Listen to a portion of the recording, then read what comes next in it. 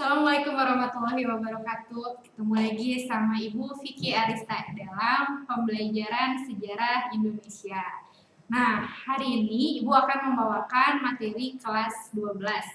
Judulnya Demokrasi Liberal di Indonesia, kurun waktu 1950 sampai 1959. Pasti di antara kalian bertanya-tanya ya, memang pernah ya di Indonesia diberlakukan demokrasi liberal? Nah, untuk pembahasan itu akan kita bahas sekarang pada pertemuan kali ini. Next ya.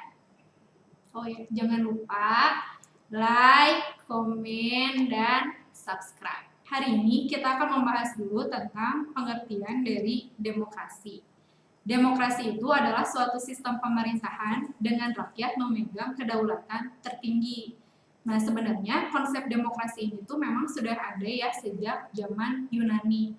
Tapi baru berkembang itu pasca Perang Dunia Kedua. Ketika Perang Dunia Kedua, siapa coba pihak yang menangnya? Pihak tentara sekutu atau blok fasis? Nah, coba ingat-ingat lagi. Yang menang dalam masa Perang Dunia Kedua itu adalah tentara sekutu atau blok sekutu. Di antaranya mereka itu adalah negara-negara dari Eropa Timur, Eropa Barat. Negara-negara Eropa Barat ini kebanyakan adalah mereka yang memperlakukan sistem demokrasi, terutama sejak abad ke-20. Jadi abad ke-19, ke-20, terus nanti puncaknya abad ke-21, itu adalah negara-negara terutama mereka yang baru merdeka, banyak yang menerapkan sistem demokrasi di negaranya. Jadi kalau misalnya membicarakan mengenai demokrasi, itu tidak akan jauh berbeda dengan pemerintahan atau kedaulatan sebuah negara yang ada di tangan rakyat. Semboyannya apa? Dari rakyat, oleh rakyat, untuk rakyat. Seperti semboyan koran pikiran rakyat. Tapi ini bukan endorse ya anak-anak.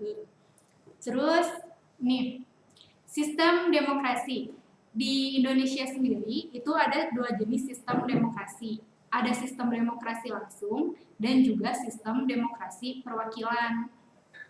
Kalau sistem demokrasi langsung itu yang seperti apa sih? Nah, kalau sistem demokrasi langsung itu adalah sistem demokrasi di mana rakyat itu turut berperan aktif dalam pemerintahan secara langsung.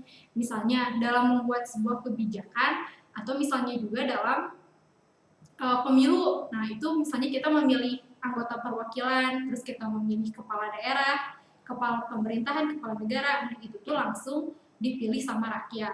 Beda sama demokrasi perwakilan. Kalau demokrasi perwakilan, kita menyampaikan aspirasi kepada lembaga-lembaga tertentu, nanti lembaga ini yang akan mewakili kita dalam menyuarakan aspirasi kita dalam pemerintahan. Nah, contohnya kalau yang demokrasi langsung itu di Indonesia baru terjadi sejak era reformasi. Berarti sekitar tahun 1998 sampai sekarang video ini dibuat 25 Agustus 2020. Nggak tahu ya ke depannya. Nah, kalau yang demokrasi perwakilan itu dilakukan sejak kita awal kemerdekaan sampai era Orde Baru, sampai sebelum tahun 1998 kejatuhan Soeharto. Nah, itu kita kalau mau membuat sebuah kebijakan atau kita mau memilih pemimpin itu harus lewat lembaga MPR atau juga DPR. Nah, selain itu dalam sistem demokrasi itu yang paling penting adanya sistem yang bisa dibilang mengontrol atau seimbang. Nah, disebutnya itu sebagai check and balance. Jadi nanti kalau misalnya dalam sebuah negara demokrasi, biasanya itu menerapkan prinsip trias politika yang disebut sebagai lay. Itu tuh biasanya nyebutnya L-nya legislatif, E-nya eksekutif, Y-nya yudikatif. Kalau misalnya lembaga eksekutif di negara kita apa contohnya? Apa? Kalau eksekutif itu adalah presiden dan juga wakil presiden. Terus kalau misalnya legislatif itu banyak lembaganya. Ada lembaga DPR, MPR, DPD, DPRD, nah itu masuknya ke lembaga legislatif. Terus ada juga yudikatif, ada Mahkamah Agung, Mahkamah Konstitusi, sama Komisi Yudisial, di mana si negara apa namanya lembaga ini tuh memiliki peran yang saling mengontrol satu sama lain. Misalnya tugasnya eksekutif itu adalah mengesahkan undang-undang.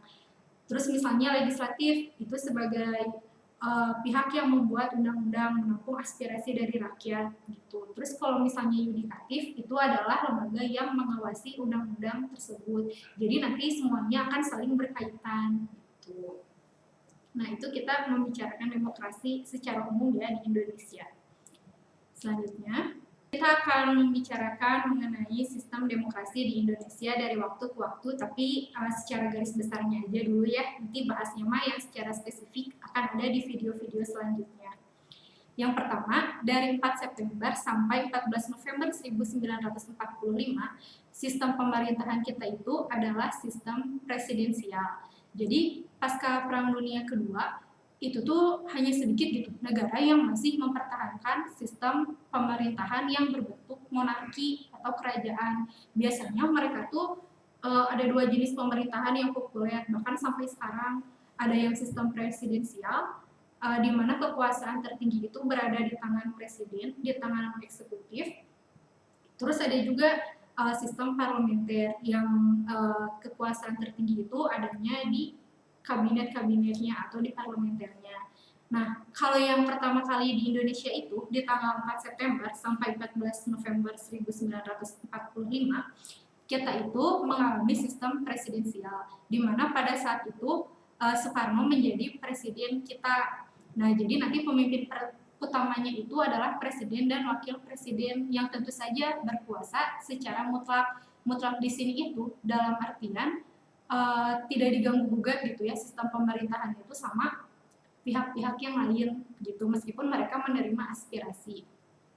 Nah, yang kedua, dari 14 November 1945 sampai masa demokrasi liberal ya sampai tahun 1950. Nah, ini sistemnya adalah sistem parlementer di mana pemimpin tertingginya itu adalah Perdana Menteri gitu. Jadi nanti yang berkuasa itu bukan lagi presiden dan wakil presiden, tapi presiden sebagai kepala negara dan juga Perdana Menteri sebagai kepala pemerintahan. Bisa dibilang yang sebenarnya berkuasa dalam pemerintahan itu atau yang menentukan arah kebijakan suatu negara bukan lagi dipegang oleh presiden, tapi lebih kepada Perdana Menteri. Tuh, makanya di era demokrasi liberal sebenarnya peran Presiden Soekarno itu tidak terlalu menonjol karena nanti posisinya itu akan lebih di bawah dari Perdana Menteri yang menimbulkan ketidakpuasan tersendiri dalam diri Soekarno sehingga nanti akan menciptakan demokrasi yang baru, demokrasi terpimpin yang diterapkan pada tahun 1959 sejak dikeluarkannya Dekret Presiden 5 Juli 1959. Nah, eksekutif sangat dominan dan adanya konsep Nasakom. Eksekutif sangat dominan di sini maksudnya memang kan kalau tadi demokrasi liberal itu pemerintahannya kepala pemerintahan Perdana Menteri, kepala negara Soekarno, otomatis Soekarno tidak bebas membuat sebuah kebijakan. Nah, tapi kalau di demokrasi terpimpin, Soekarno itu memegang sebagai kepala negara, kepala pemerintahan, angkatan perang tertinggi, mandataris MPRS. Nah, jabatannya banyak banget ya. Sehingga ini tuh disebut sebagai masa-masa di mana kekuasaan presiden itu sangat dominan.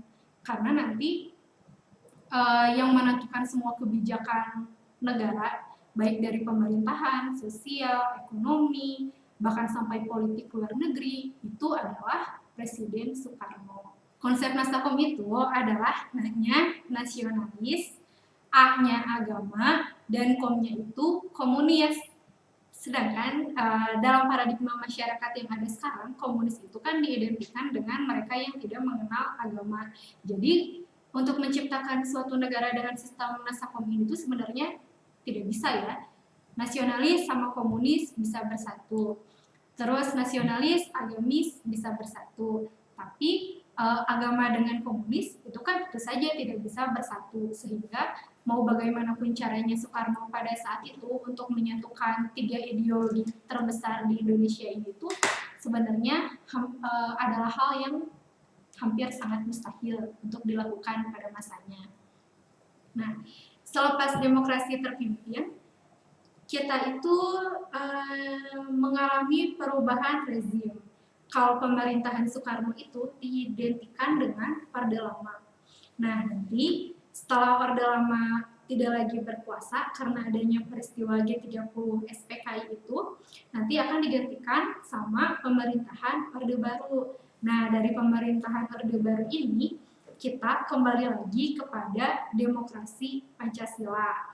Nah, kalau demokrasi Pancasila itu, demokrasi yang seperti apa? Demokrasi yang tentu saja disesuaikan dengan Pancasila sebagai dasar dan pandangan hidup bangsa kita, dasar negara kita. Nah, sehingga nanti meskipun pada pelaksanaannya itu demokrasi Pancasila, tapi tetap saja ternyata peran Presiden Soeharto di masa itu menjadi sangat dominan, hampir serupa di masa demokrasi terpimpin. Ditambah lagi dengan diterapkannya duifungsi ABRI. Pernah dengar duifungsi ABRI itu apa? Duifungsi ABRI itu adalah dua fungsi ABRI yang pada saat itu menjadi tokoh sentral hampir dalam segala bidang kehidupan. Contohnya, duifungsi ABRI itu fungsi ABRI yang pertama dalam bidang pemerintahan, sama yang kedua fungsi ABRI dalam bidang militer. Nah, yang menjadi rancu sekarang itu adalah dalam bidang pemerintahan. Kalau sekarang gimana coba sistem ABRI-nya atau sistem TNI-nya gitu ya, militernya. Kalau sekarang kan mereka kalau misalnya mau mencalonkan diri menjadi kepala daerah atau misalnya kepala negara bahkan ya, mereka harus melepaskan jabatannya sebagai anggota ABRI.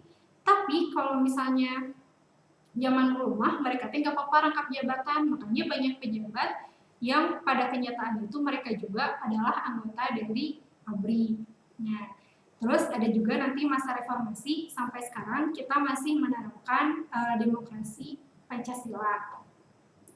Sejak tahun 2004 terutama ya, pemilihan presidennya itu tidak lagi diwakili oleh lembaga MPR, tapi langsung dipilih langsung oleh rakyat. Ini adalah kebijakan dari Presiden Megawati Soekarno Putri yang menjadikan Indonesia sebagai salah satu negara yang paling baik dalam penerapan demokrasi di Asia Tenggara. Dengan presiden pertama yang terpilih adalah Susilo Bambang Yudhoyono.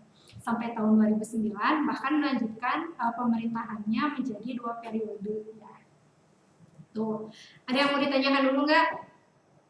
Kalau ada mah ya biasa aja di komentar langsung ditanya. Nanti ibu jawab satu-satu.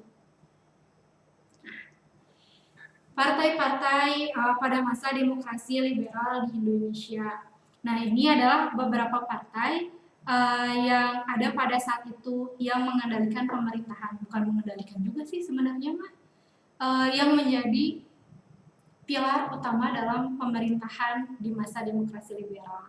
Ada PNI, Partai Nasional Indonesia, ada PKI, ada Partai Murba, ada Nahdlatul Ulama, terus ada Masyumi, Majelis Syuro Islam Indonesia. Salah satu keunikan yang terjadi pada masa kabinet parlementer di Indonesia adalah sering terjadinya pergantian kabinet. Jadi meskipun pemerintahannya itu cuma sebentar ya, cuma 4 tahun, tapi kita tuh mengalami 7 kali berganti kabinet gitu.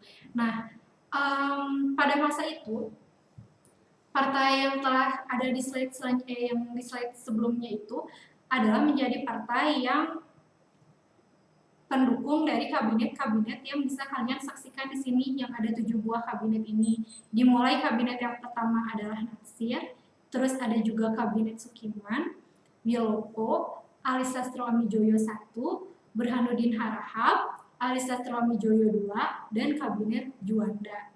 Ibu bakal bikin kuis ya sekarang, nanti kalian bisa langsung jawab di sini di komentar. Nah, itu soalnya cuma satu.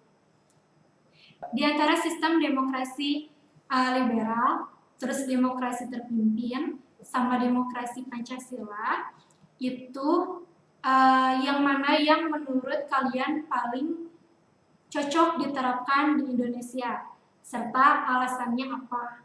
Tuh. Terus di antara semua presiden-presiden yang ada yang berjumlah 7 orang itu, coba di antara kalian sebutkan yang mana yang kira-kira menerapkan prinsip demokrasi paling baik di antara Presiden Soekarno, terus Soeharto, terus Habibie, Abdurrahman Wahid, Megawati, Susilo Bambang Yudhoyono, sampai sekarang Presiden Joko Widodo. Nah, silakan kalian jawab di sini di komentar. Kalau misalnya nggak ada yang mau ditanyakan lagi, materi yang lainnya dari yang mulai kabinet yang ketiga sampai yang ketujuh nanti akan kita bahas pada pertemuan selanjutnya. Nah, sekian pelajaran kita hari ini. Wassalamualaikum warahmatullahi wabarakatuh. Jangan lupa like, komen, dan subscribe. Kalau perlu pencet tombol loncengnya. Oke? Nah, dadah!